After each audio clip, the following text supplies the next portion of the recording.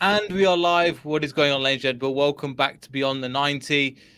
Oh, I mean, the reason why we didn't go post-match because I couldn't be asked to do content. I didn't really want to do anything because just rubbish. And again, we've been on the channel. Even when Alex, it was really nice to have Alex back.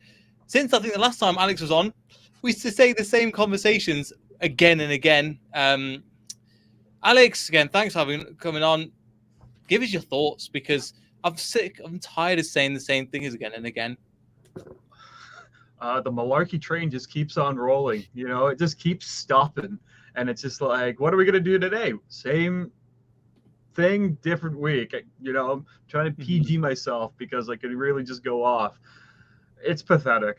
I feel like a broken record because I haven't been on in a while, but I'm saying the same exact thing that I said all those times ago. It's the same thing, but it's just getting progressively worse. Like it just shows you that the squad doesn't care.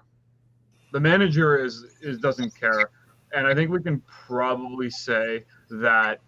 And I'm going to say it. I think ownership. I think the board don't care about it. Like nobody is seemingly caring about the club. I mean, there's nothing we've heard. Yes, we know there's financial issues, and that's one thing, but there's been nothing, and it's just, and it's the worst thing is, it's getting worse. You can say one thing when you're up against Newcastle and we didn't fight, but we're saying another entirely different thing when we're coming into this game and going, we have nothing. And they were playing a second string team, and they were still better than us. Game management was better. In every way, they were a better side than us. And that's not saying much because both teams were pretty crap. Yeah, they were better of two rubbish teams. And as soon as we went 1-0 down, if we're honest, there was like, might as well have packed it in then because have we ever come back this season from being goal down? Like, absolutely no fight about this team. And I'm going to go off on one here, so I do apologise. But how do you expect a team to put in a fight if all you hear every press conference, every time that you'll talk to the media, they're not good enough, we need them to go, and we need new players?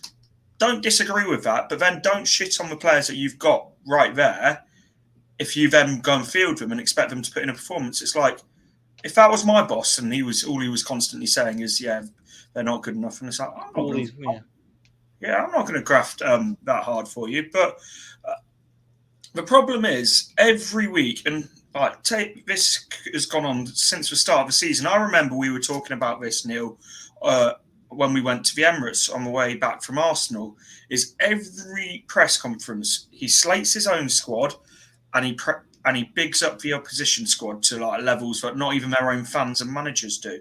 It's like it is what you'd like to see in this situation. I agree that we do need investment, and I do get that point. But what you want to see is almost a backs to walls siege mentality of, yeah, we haven't got what we want, but we're going to go down, and if we're going to go down, can go down swinging. It's what we've got is a victim mentality of a weak manager who's acting as if the world's against him, and it's like there's players in this team that aren't good enough, and I don't think there's any denying that. But there's also some very talented players in this team that he's getting nowhere near the best out of. And as I say, this team not good enough to compete for Europe anymore. When you stand still, and like people say stand still, in effect, we've gone backwards from the squad that we had that won the FA Cup because key players like Vardy have aged. We've lost Fofana. Contracts are running down, and that has a genuine effect on people's commitment to the club. Yeah. But then you see like the regression of players like Ndidi, Ricardo, etc. So, yeah, so it is a worse squad than when we were competing for Europe, but it is not a squad that should be in 2 points away from a relegation zone. And this is the issue. It's like when you've got a manager who's got a defeated mentality of being a victim from day one of the season, then that is going to translate to the players, and that's exactly what's happened. Yeah, and we've gone, and this is a phrase I think you've used it a few times. A name again, big up to name in the chat as well. It's time to back him or sack him. They've not done either. And so far in the window, we've seen again, they've seen lots of reports of we were interested in this player, we've advanced talks with this player, with this, with that, Alex, and nothing's come about it. So I don't see the point in trying to keep him if he's going to continue like this, because for some reason we keep doing the same thing. And if this continues with, I'll bring up our fixtures in a bit. It's horrific. Our next until March, it's horrific. If they're not going to back him now, then I don't know what the plan is. And if they aren't going to bring in the new players because they're broke, then we are in the Championship, and we are in relegation zone very, very soon. And there's not a lot of people within that group. There's a few people that are going to overtake us. And we are, again, as I think somebody put in, nobody cares about, I think Matt put us in as well. Nobody cares apart from the fans. And it's just so dumb. Well, for starters, let's start here. We are Interested FC. Honestly, we should just change our name, and that's what we should go by, because that's clearly what we are. We are always interested in a player, but we don't have the cash. So that's the key problem. The second key problem is, as much as Brendan Rodgers wants to spout about, hey, we need reinforcements, we need reinforcements, the club doesn't have the money to invest in reinforcements, or any new player for that matter. We're going to have to sell players. Third, I don't think we have the money to sack Rodgers. So that's a whole new can of worms. So now we're talking about the whole, we need to back him or sack him. Clearly, the only reason he's still here is it's not because, we want to get rid of him. It's because we can't afford to get rid of him. So there's another issue in that. Like, this all comes together because the club is financially struggling, and that goes right to the top. No pun intended. But you have to look at that situation. How has a club who was, challenging the top six, not even 3 years ago, like, we're going just a few years ago. This is during the pandemic. Like, it's not far away. We were battling the top six. We were challenging the top six. We won the FA Cup. We're going through all the, to where we are now. Like, it's a drastic fall. And let's just forget about these new signings, because if we want to even if we want to focus on signings, that's one thing, but we need to focus on staying in the league. Forget about the FA Cup entirely, because we're still in it, but forget about it. Because at the end of the day, the league is the thing that's going to be the most important, because if not, we're going to be back in the Championship. And that's a guarantee. If we keep playing like this, absolute guarantee. But going back to transfers and all that, stuff, the only way we're going to bring in a player is if we sell a player. And primarily the only player that I see us selling in this situation is Madison, because he's going to bring in the biggest return. Other than that, we're not doing anything. We have too many injuries mounting up, and we're going to keep on having to bring in youth players. But another crazy thing is, if you look at the under-18s, the under-21s, the women and the men, we're all battling for relegation this year. Every single one. And that makes me think, we spent all this money on this new training ground. You know what it's showing me? Money and a new training ground doesn't mean shit. Because at the end of the day, that training ground has literally been like our voodoo. Like, that training ground's come in, injuries, poor performances. It just keeps going. It keeps raising all these key issues that have been going on. And it's caused more financial tightness. It's just been a disaster. And it just shows you, I honestly don't know what's going on financially, because I don't know how we've fallen from such graces to just the bottom. And, we're talking about signing a player. We're talking about possible signing of players that, are way out of our budget, but also we're looking at players that we wouldn't even look at a year ago or 2 years ago. And we're looking at them because we're so desperate, but we're also having Brendan Rodgers possibly still sign them. And that's, he's taking over, possible signing players, even though we brought in someone specifically for that. Like, the whole thing is just blown. It's a mess. The whole club from top to bottom is absolutely in utter ruins. It really is, and I can't really say too much else, because that's a pretty good summary of how it is. And I didn't realise that the under-18s and the under-21s as well. I knew the women's were bottom of the table, but the under-18s and the under-21s are bottom as well. And the main crux of that, let's be honest, is the men's team, in kind of obviously putting that on the map and then going down to different departments. And just in that, I mean, there's just so many areas of concern. And again, I didn't realise that. That's really thrown me through a hoop in terms of the under 18s and under 21s at bottom of the league as well, and battling relegation. I mean, and I don't know what there is to say in terms of. I don't know what it's like for you, Doug. I know you create content more around transfers and things now, but I literally feel like it's meaningless at this period of time to cover, because we're saying the same things again. We're saying the same things about the transfers. And in terms of us for as well, there's nothing really that's changing. So it's like, well, I kind of feel like, what's the point? Yeah, it's one of those, like, you want to try and keep positive about what's going on, but there's only so many times you can say the same things, and this be regarding either transfers, post-match talks. It all just feels like it's the same thing week after week after week, and this is what's worrying. It's like, we know Brendan Rodgers has got a set style of play that he wants to play, but this is why I will say he will never be an elite manager, because the very top managers can adapt to what their squads can offer. Mm-hmm. Brendan Rodgers is trying to play a possession style of football with a bunch of players that are just not capable of it. And this is why certain managers get so much more out of their teams, like Eddie Howe, for example. Mm-hmm. Eddie Howe is getting absolutely like the most out of that Newcastle team in playing more than one style and playing sort of quite adaptive football, where at times, they do try and play out from the back and they do try and press hard the pitch. But also, if you watch, I don't know if you guys watched them today against Fulham, they went long quite often. They tried to hit Fulham on the counter, and it's like they're playing to the strengths of that team. It feels like we're almost like playing to the weaknesses and exploiting our own weaknesses before the opposition have to do it. And it's the same thing as you were mentioning, and that's a brilliant example where they've got all the money in the world, Newcastle, to kind of blow it on whoever they want, because Mike Ashley's been so tight. They've invested smartly with the right effort, and he's getting the best out of people like Joe Linton. Almiron's now become one of the best players in the Premier League in his position, and you're looking at that going, right, that's a great example of a manager that gets it and is going forward. It's not all about he's complaining about transfers. And when you have that squad, like the squad he was playing, the 4-3-3, he was playing Joe Willock, who won't be in the squad, let's be honest, in 2 years' time, maybe not a year's time. Sean Longstaff, another player, but he's going, look, I'm getting the most out of these players. You give me the extra money and I'll show you what I can do. That's how you should be thinking, instead of going, they're not good enough.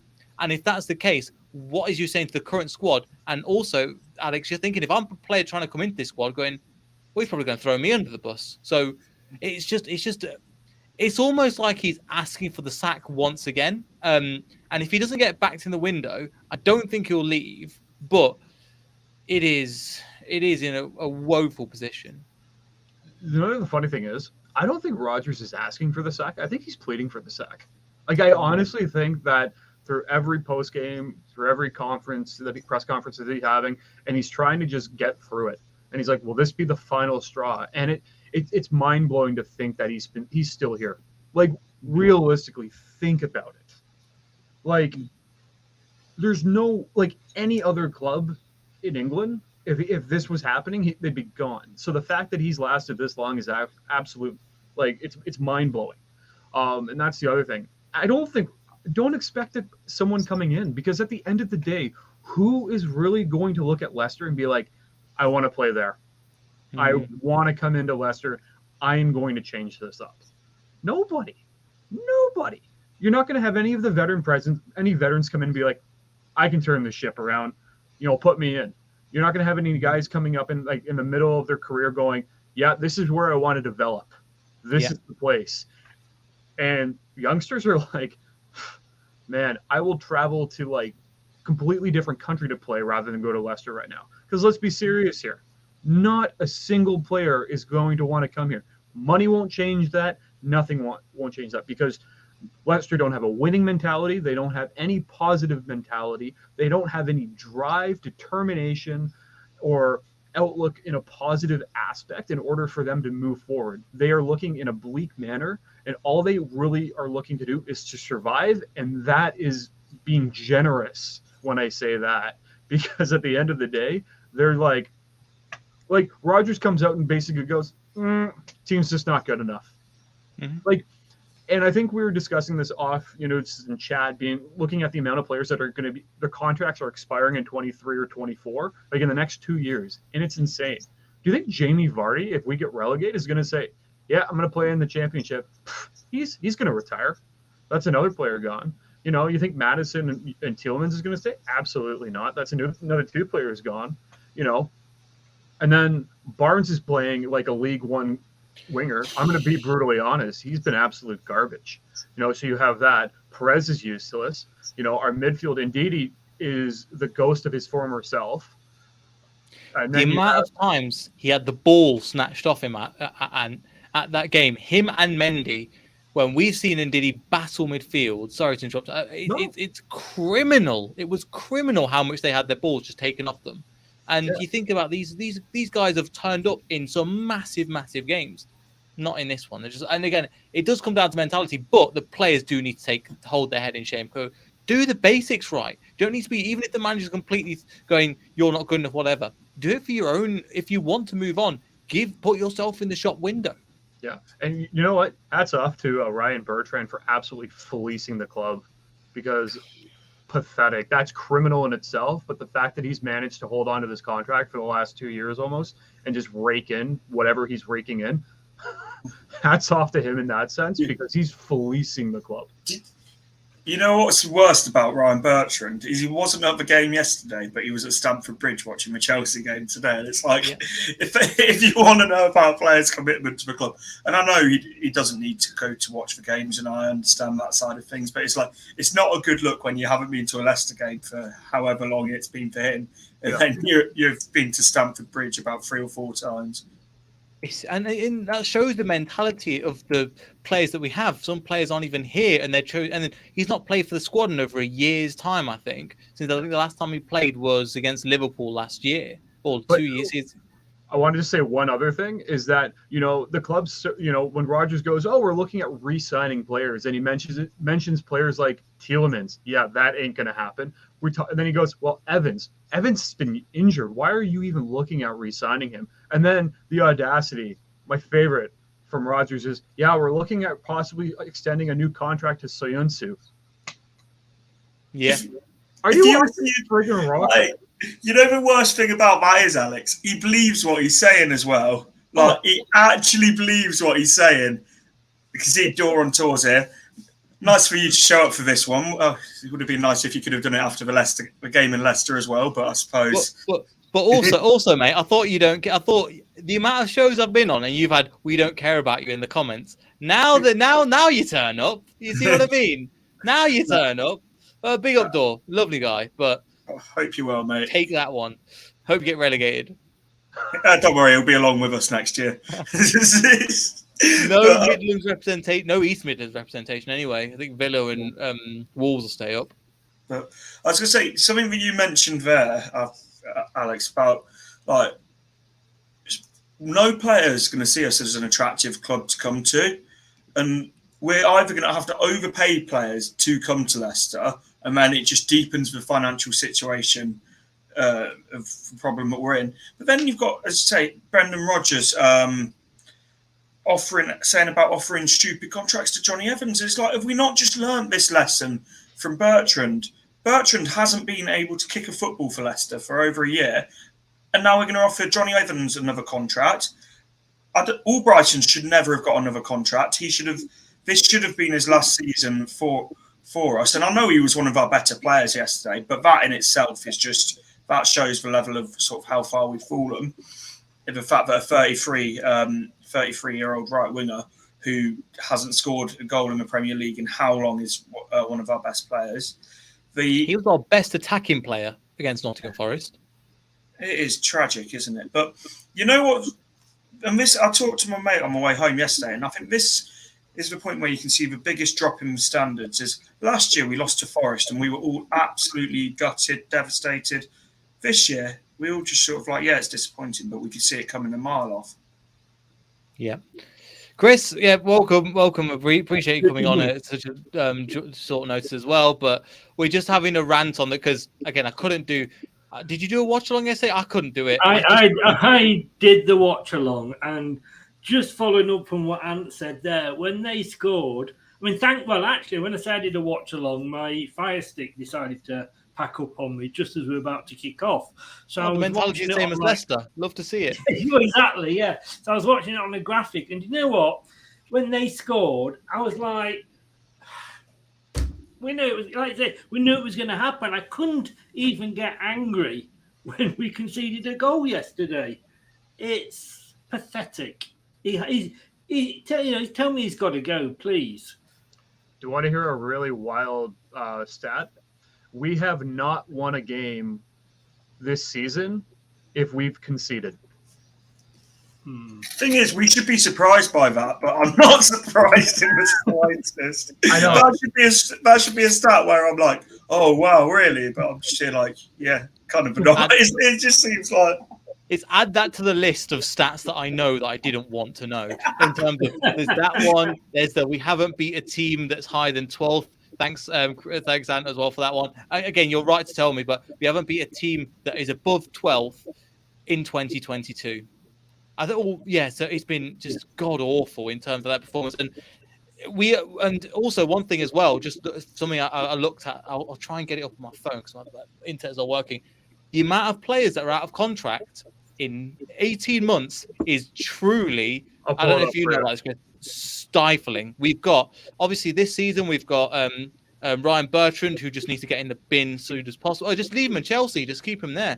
Okay. And Chelsea are looking to give stupid money to stupid players. There we go, give a couple $100 for him, that'll be very good. Soyuncu, Perez, Mendy, Tillemans, Amati, Evans, Bertrand, and then in 2024, and Diddy, Madison's, Pratt, I think Pratt's 2023, but around the same time, Vestergaard, Iheanacho, Albrighton, Thomas and Smithies. That's pretty much, Chris, you know what, though? Everyone. I mean, a couple of seasons ago, we'd have been panicked, don't want to lose that guy, and don't want to lose that guy. It's the most of those names. I'm just thinking like, okay, let him go. Indeed, he was probably one of the most wanted or sought after defensive midfielders in the country. Would anybody come in for him now?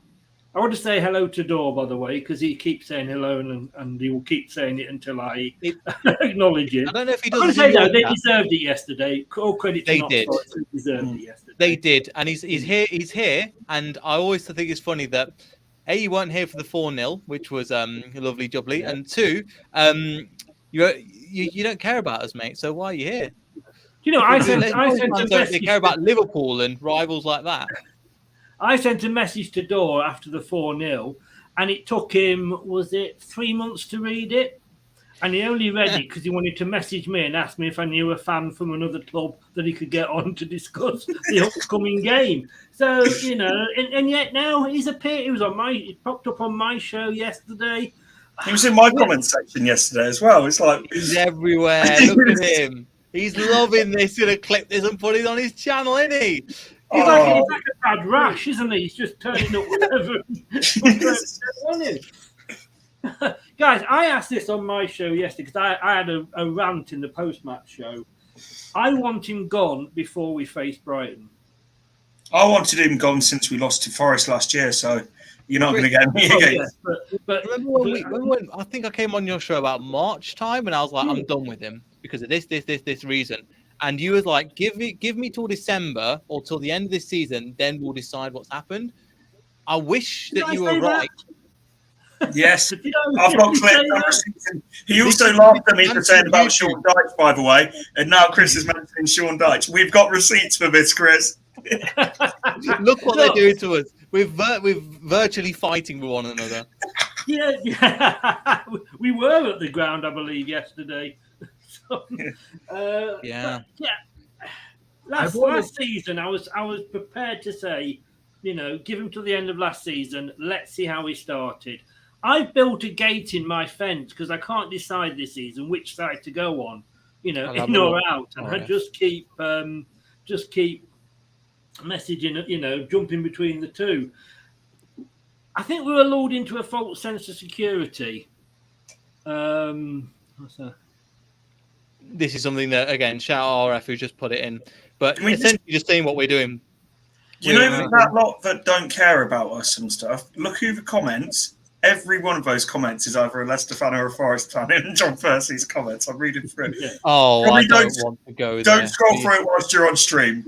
No, I was Yeah. going to say, I was like, don't ask me to bring that up because I like a little bit of monetization with the 3 pence that we get from this channel. But yeah, in terms of the growing, but it's, I mean, he has not really said much in terms of what is different, but I actually said earlier, because as you know, I do a piece for the BBC webpage on Leicester, and I said, what has happened to that club that everybody wanted to be like? That club that had such a great reputation with the fans and such a great, not reputation, but great, interaction with the fans. Yeah, it's gone, and people are, even up to last season, people would not have heard a word said against Top. And now I'm hearing Top needs to go. If he can't run the club, let him go. And you got to say, with some justification, really, if he'd have come out in the summer and explained what was going on with all the transfers, we'd have all gone, okay, we understand, fair enough, we back you, Top. But he didn't. He waited until the Man United game, which was on transfer deadline day, and then came out and explained it all, by which time he'd alienated 30-odd% of the fan base. I don't want his legacy to be another, where we've had a chairman who's been hounded out because, he's not making the fans happy. Mm-hmm. Well, we were better than this under Puel. Comfortably. Yeah. Under Puel, we were boring, but at least we were defensively solid for a large period. Yeah, it was like watching paint dry. But if we win at the end of the day, you take it, don't you? That's it. And you know something. And I know people won't like this. Top lived off what Vichai did for a couple of years and the reputation of how good of an owner Vichai was. Top, whilst I think he does have the best interest of Leicester at heart, and I truly believe that, he does not have that ruthless edge that his father had. No. Although you say that, but Rob Tanner said to me the other day that it was Top that wanted to get rid of Pearson that time. And it was Vichai that said about, no, we're going to stick with him. I didn't know that, but... No, I didn't, but apparently I thought it was the other way around, but apparently no, it was Top that wanted him gone. And which is even more reason to see why the situation is where we're at the moment. There's no kind of consistency there as well. And also, it's a difference, Chris, when you're not calling the shots to tell somebody what to do, and when you are calling the shots to tell somebody what to do. I'm not saying that you're wrong or anything, but do you see what I mean? If you're not, if it's not your company and you're going, yeah, you do this and do that and do this, but when you're actually in charge of it and you see the full scope and the bigger picture, it does change your mentality. However, that shouldn't have changed this much. This is woeful. And we're lucky that other teams are just god awful. And our run, I'll bring it up, it's horrendous what we're coming into. Don't. I'm feeling bad enough anyway. The thing is with Top, and as you say, he's taken a fair bit of criticism. Some of it I think has gone too far. Obviously, the biggest thing is I want Top to stay, but we do need to start taking on money from elsewhere because his net worth and his financial power has absolutely been crippled, partly due to the pandemic, partly due to poor business decisions. We need to have another external source of money. Mm-hmm. Like we're the only Premier League club who's solely reliant on one investor. Mm-hmm. Well, the other issue is we're taking out too many loans. We're relying way too much on loans. And I'll go right back to it. We built this state-of-the-art training facility that's just crippled us, and then there's this talk of, expanding the stadium. There's just poor decisions all around, and that's, affecting it. And, loyalty aside, no offense, the fact that Rodgers is still here is appalling. I feel like I literally have disappeared off the map for 4 months, and it's the same thing I'm saying. Why is he here? I feel like I said this a year and a half ago. Why is he here? We need to get rid of him. And it's just over and over and over and over. And it's at the end of the day, you could be great friends with somebody, but at the end of the day, this is a business. and you got to be ruthless sometimes. So, if Top and Rogers are buddy, by all means, that's awesome. But at the end of the day, this is a business. The best thing for the club right now is for Rogers to go. And then secondly to that, you need to look at finances. What is the reason why our finances are down the toilet? And then how can we fix that? If that's taking on more investors, by all means, let's do it. But if we keep going at the level we're going at, we're in week 1 15 years ago. Oh, well, guess where we're heading again. Yep. I've heard a lot of them fans have been silent. And I think what will have to speak loud is, first of all, I've not seen Top at that many home games since the Crystal Palace game. Second of all, he needs to attend. And I think the fans just need to stop going to the game. And as bad as it sounds, but that's the only way we're going to really send a message when we're not turning up, we're not buying the pies and the pints. And I sound like a bloody Everton fan. And I hate to be like that, but it's true. I mean, in terms of where we're going and where it's heading, we've been quite lucky where in terms of the games that he's gone to, it's not been too bad. And he was really disappointed at the Crystal Palace game. We're going to be in worse, and the opposition are going to be better coming into this next fixture. Again, Brighton, I think Aston Villa's one of them. We're looking at Tottenham. We've got, again, who are crap, but also Chelsea have been crap, we lost them. Liverpool have been crap, we've lost to them. And there's been quite a few teams that have been not good. Nottingham Forest were not great, and we still lost to them.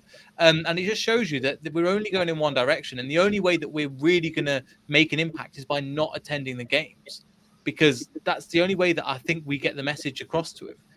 Thing is, I don't quite agree with stop going to the games, but what I don't disagree with is the fact that we're starting to see a lot more banners of like we want Rodgers out, we want the board, the LCFC board missing, those kind of things. I think that's the way to go about it. I don't agree with not going to the game and getting behind the team. But or you do what Burnley did in was it the 80s or 90s? They all went to the game, and a big chunk of them just turned their back on the game for 5 minutes. I was telling Neil before we went live that at halftime I chose to actually start tearing apart my bathtub because it needed to be fixed, and I thought that'd be more fun. And guess what? I made the right decision. How pathetic is that? Even the women won yesterday, for God's sake. But today. Oh, today was it? Well, they showed a bit of fight. I think the problem is that, we're clearly, all of us are very unhappy with where the club sort of seemingly is going, and there's no communication at all from aboard. And I think the frustrating thing more than anything is when it's going well, we had no end of communication from aboard. Now it's going south. The silence is deafening, but I don't think. I know what you said, Neil, about not going to games. I don't think that's the right way to go about it. But yesterday, and I'd say particularly more of the away games that I've gone to this year, the vocal sort of chant of "We want Rodgers out" is getting louder and louder at pretty much every away game. And you're starting to hear it now at home games at the back of a cop as well. So I think that's the way to do it. But one thing Rob Tanner said, and I struggled... I rate Rob Tanner as pretty much the best Leicester journalist. But one thing he says is that he seems the Top's very concerned about what the Leicester fans think, and he puts the opinions very highly. There's been chants of we want Rodgers out since about the start of the season, since Tottenham away, and there've been banners since Brighton away. We've had banners at home, and it's not just a noisy minority now. I'd say the minority are the ones that still want him here. So I think that in itself sort of contradicts what Rob Tanner was saying. But as I say, that's nothing against Rob Tanner. Rob Tanner is absolutely ace. Yeah, really is. And the thing is, it's, as you mentioned, the board's coming under scrutiny, Top's coming under scrutiny. The players just need to stand up and just own. Again, if you want to move away, sure, play like it. Actually seem like you want, as bad as it sounds, because that's the minimum you'd give in terms of effort, and not even minimum effort. And I mean, we are in a relegation fight. I know with the 40 points thing has not been mentioned by Brendan Rodgers of recent, even though he's mentioned it earlier. But you look at, again, where we are definitely in a relegation fight at the moment. considering, look, we've gone again. Leicester again, Wolves, they look like a team that's on the rise. Bournemouth have kind of one highlight that Bournemouth have kind of slipped down these positions. West Ham could turn it around and jump up the table. And even then, if we slip, we don't just go, if 3 teams win, we go to the bottom of the Premier League table. And it's unbelievably concerning for this moment. Southampton has started to hit a bit of form as well. Exactly. Beating Man City of all people. I do disagree with you when it comes to the players, because I'm not prepared to blame the players, because I don't think any player crosses that white line and thinks, I'm not going to put an effort in today. And if they do, then there's one person that is paid, and it's his job to paid handsomely as well. Yeah, I keep saying this on my channel. I've been a manager of a sales team, and if one person is underperforming, and I'm called in, and I say, well, yeah, he's not very good at his job. Well, what are you doing about it? You're blaming him, but what are you doing? Have you tried change? If somebody he won't play players he doesn't like say Rob Tanner, I think it was, again said, we've got no smaller squad than anybody else. We've got a smaller group of players that Brendan trusts, and because of that, players that are coming back from injuries are brought back too soon because you won't play other players. Why are we getting so many injuries? Fofana, as much as I hate the guy, when we signed him, he was saying how intense the training was. He couldn't believe it. Well, if that's causing all these bloody injuries, and again, Rob Tanner says we have 2 types of pitch at the training ground. We have a hard pitch because Vardy likes to run on a hard pitch. We have a soft pitch for Johnny Evans because he gets injured on a hard pitch. Oh, are we keeping horses now? We can only play if the ground's soft. Or what the bloody hell is it coming to? It's absolutely, but those injuries, again, the buck stops with the manager. I don't care. And if there's a player that's not performing, there's a player he doesn't think is putting the effort in, don't come out and shoot your gob off, and that. It's your job to go and sort the bloody the player out. Do something about it. Exactly. And I think the injuries is a great point. I forgot to put down, but you're totally right, because it's been the same thing for 3 years in a row. And they've done what they've done. They've got rid of Dave Rene, and they've bought somebody else in. They've bought in a club doctor. Still hasn't worked. This whole point of this new ground was supposed to be they're supposed to be recovered faster. It's actually got worse, if anything, with this new ground as well. So you're looking at that and you're going, what on earth are you doing? And again, is there nobody there to go, we can see it as fans going, hang on, why is all these injuries happening? But nobody else in the board or anything going, can we change something? Can we do something if you can? Because otherwise we're just doing the same. Again, we're just hitting our head we're just ramming our head against the wall as fans. And we're going, nothing is changing. We're hearing nothing. And again, in terms of, we just need to make that our voice heard. And that's the only way that I can think we can do it, literally about protesting, because it feels like a protest because we're going down. And that's how it feels at the moment. The irony that Brendan Rodgers' training is too tough. It's like the polar opposite of Steve Bruce, but like both their performances are the exact same. Absolute shit. It's kind of funny when you actually think about it. But no, like I think we're kind of like talking about one thing about how like we brought in a new doctor, we've done this, we've done that. It all kind of comes back down to one person. Like I know we can talk about the board, I know we can talk about top, we can do all that, but it all comes back to one person. And that's Rodgers. And like, I think Rodgers is the beginning of this. He's not the end. But he's the beginning. You start with Rodgers and you work your way from there. You bring in a manager, you see what happens there. If players start playing better to what they were, okay, let's go from there. But if new manager comes in, players are still performing poorly, okay, clearly the manager was one issue, but there's a lot of more rotten apples in this group. So then we start focusing on the players. If that doesn't fix it, you go, okay, what the heck's going on with the board? And if that's not fixed, or if that gets resolved and we still have issues, then we have to go higher up. We need to look at other things. And I think that's where you have to start. You have to start at Rodgers. Yeah. And hopefully by replacing Rodgers, whoever comes in will then sort out the other problems that you mentioned. Yeah. But my thing is that, and this is the biggest thing with football clubs, is that you replace the manager and you go, we're fixed. And I don't think that's the issue here with Leicester. If you replace the manager and you go, that's it, you're putting duct tape over like a severe crack in the foundation of a building. It's kind of like a cover-up. I think what Leicester need to do is they need to sack Rodgers. That's the first one, and they need to be transparent and open to the supporters. That is huge. There's no communication. So if you're going, yeah, sorry it took this long to get rid of Brendan Rodgers, this is why. No, we've sacked him, because like Twitter's just become a toxic place right now. Leicester posts a thing being like, we just weren't good enough.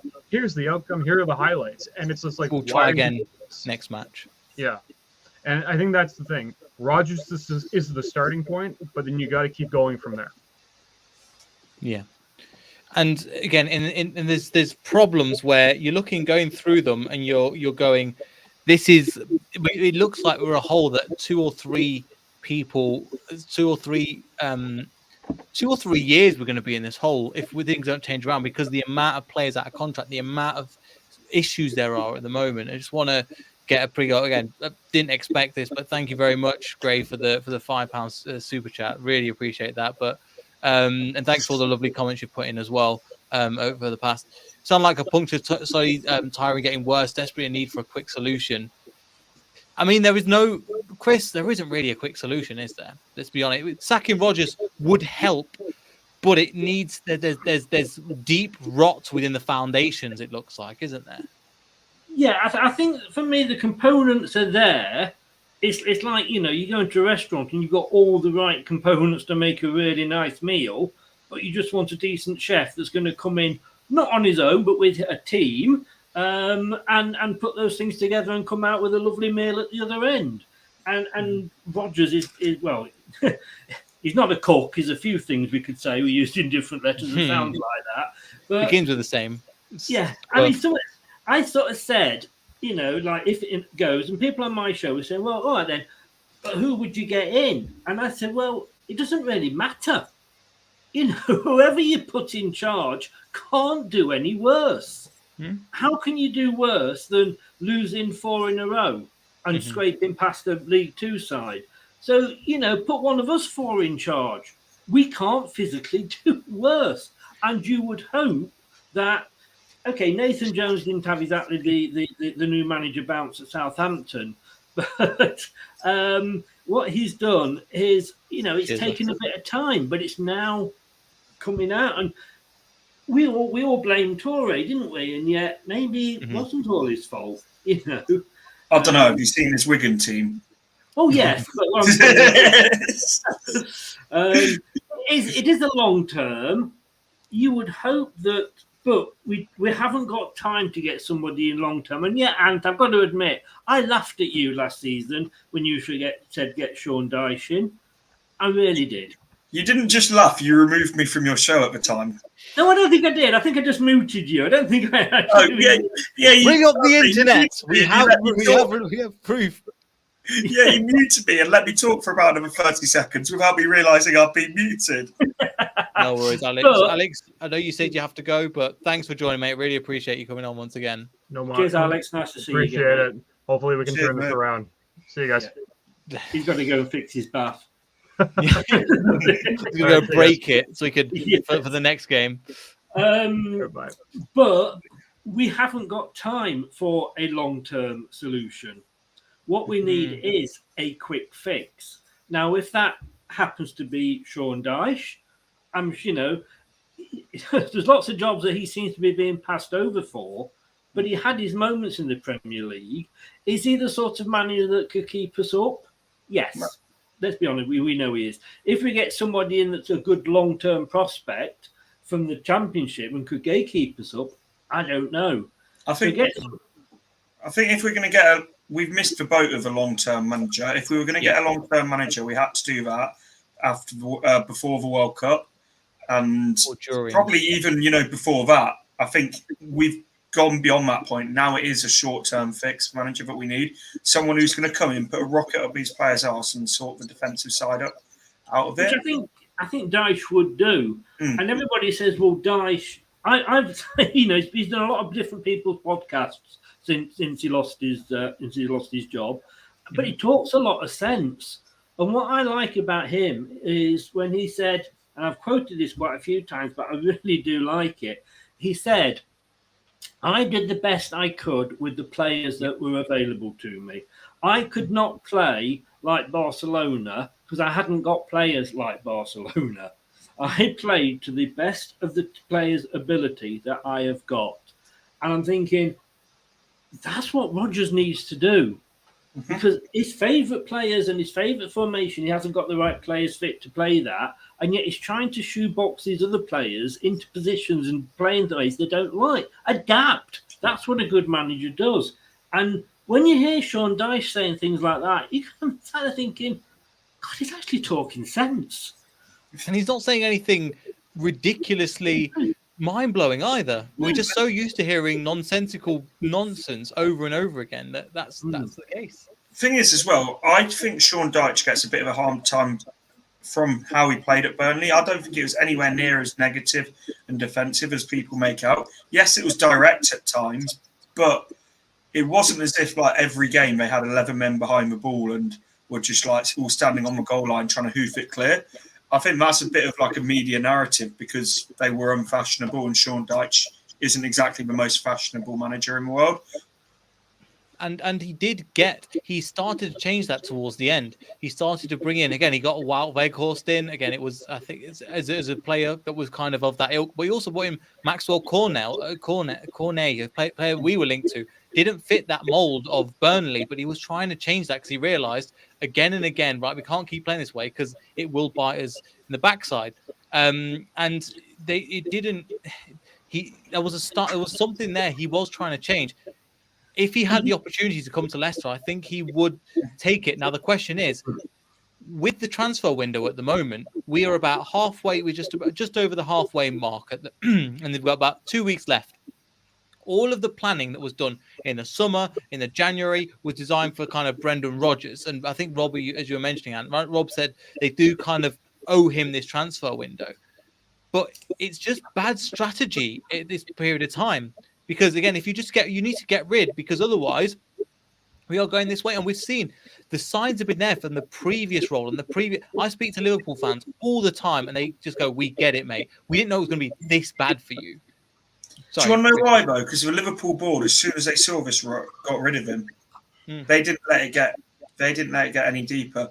And like the thing that makes me laugh, because I think I said about it before. My cousin Tommy, who's like as scouse can be, says like he always refers to replacing Suarez with Balotelli after coming out and like categorically saying we will not sign Balotelli.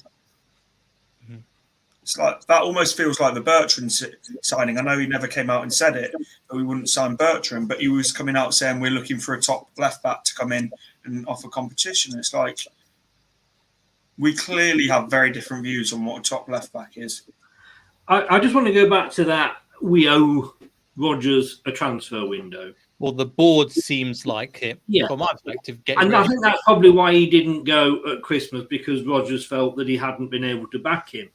But I don't think we owe him anything, to be honest with you. If you look at Sean Dyche, how many transfer windows did Burnley have where they didn't buy anybody? And yet he always managed to keep them up. I think the goodwill. We're going to finish 17th. I'm not confident we are. No, but would a manager like Sean Dyche get us to 17th? Yes, I think he possibly would do. And like I say, he's done it on a shoestring budget, and that's the sort of manager we want now.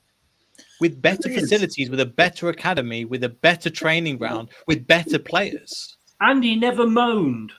Yeah. He never came out and blamed the players. He never had a moan about any, unlike fucking whinging Rodgers, and I know, as I said, I want to say it now, and you can clip this if you want, but Ant, I apologise. You did have a very good point when you said that. I'm man enough to say that, and that humble pie is sticking in my throat. But what can I do? I was a little bit. We're all in the same boat, mate. We're not happy that that's the case. We're all in the bloody relegation zone together. Yeah, I was actually hoping that Chelsea would lose to Palace and then they might sack Potter, and I wouldn't have minded going for Potter That's as what well. I was thinking. That's what I was thinking. I tweeted something about that today. And then you've got Housen Hall. I mean, any of these managers that are not working would take a short-term contract. Offer them a rolling contract, if you like. Mhm. You know, because and then you're not committing to. You know, why are we offering 5-year and 4-year deals? Offer them rolling contracts that can be terminated by either side. He was good. Let's be honest with you. He's won us the FA Cup. I never thought I'd see that in my lifetime. Yep. But like I say, when Ranieri was sacked, we were worse. We weren't worse than this. You know, when Shakespeare was sacked, we weren't worse than this. And When Puel,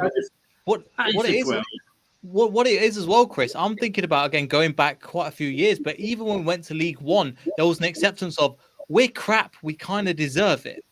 This team is not, even with Fast, with Tillemans, with Ndidi, with Vardy, this team should be staying in the league. It feels like a complete, and I was at the games at the time, and it felt toxic and horrible and crap. But you were like, yeah, I get where this is going, because there's no money available, and we're just playing crap football. You guys are young. You're babies compared to me. You know, you sort of, you know, you're not that young that you only started supporting us when we won the league. But you know what I mean. You are a lot younger than me. But I'm doing a show during the week, and we're actually going to be comparing how the feeling is now around the club to how it was when they wanted Bloomfield out and we got McClintock in, and how they were when we wanted Pleat out, and how it was when Taylor was here. You know, we've been through these times before, but we don't seem to be learning from it. I think, and as you say, we're not as old as you, Chris, and some of us significantly not as old as you. Or for that matter, tall. Yeah, I knew that was coming. I'm convinced I am taller than you. I am convinced. But anyway, with the, I think the frustration comes is 2 years ago, we were in the best position we've probably ever been in and could have possibly dreamt of being in. And you think, yeah, we can really kick on here and do something, make this a really sustainable attack on being sort of a top 10 Premier League team. I think it's the fact that it's absolutely just hit a cliff, and no one seems to be, like, in terms of inside the club, that bothered about trying to protect it. You know, when you went down to League One, which you touched on, there was an inevitability about that. It had been coming for years, and I know it was Ian Holloway that took us down. He wasn't a bad manager, because we know he took Blackpool up to the Premier League. I'm not saying he's Pep Guardiola, but he wasn't a bad manager. But I don't think whoever had come in at that point could have kept us up. I just think it was, and it's probably the best thing that happened to us, because we could have a big clear out and what have you. But it was different days. If we go down now, there's no guarantee we're going to come straight back up again. You know, we're not necessarily, no guarantee we'll do a Norwich. You know. Financially, we might be better off because we'll get parachute payments. I don't know, but this has happened just so quickly. It's gone wrong so quickly. Like I say, with the League One relegation, it was just coming year after year. We were just staying up. But this kind of has come within a couple of seasons, and I can say it points to one person on his desk. On his door, it will say manager. And he has to take the responsibility. He takes the praise when we do well. And he has to therefore take the brickbats when we're not doing well. And I thought, was he the right person when we got him in? At the time, we thought so. Because he took over from Prell, who was playing really boring football. And he got Vardy scoring again. And we were playing attacking. Where's that gone? And the thing is, at the time, Chris, there was an acceptance in the fan base that, look, we're not going to get relegated. We're fine. Yeah. Whatever you need to do, however long you need to take as a board to sort out whatever you need to do, leave it to the end of the season and then sack him, and then we can do what we need to do, because there was an acceptance that this is bigger than football. And we all kind of went to the ground and we moaned and we groaned and we go, yeah, this is crap, but what can we do? And and everybody kind of went, oh, that's crap. Oh, I understand why. and there was an understanding of that why that bigger why.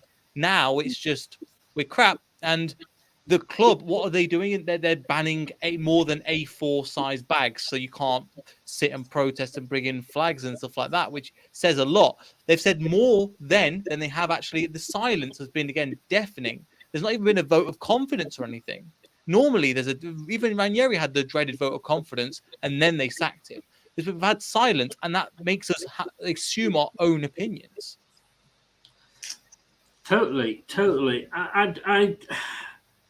And I just wonder, we were all sort of when he came, we were all like almost grateful that he chose to come to us. Mm-hmm. But was he that good? He was. Was he though? What he did at Liverpool was nothing. What he did in Scotland was Scotland. Do you know what I mean? Can we just say what he did in Scotland? Rangers weren't about for 2 of the years. Exactly what I was going to say. You know, again, the 3 of us could have gone up there and got Celtic to win things. You know?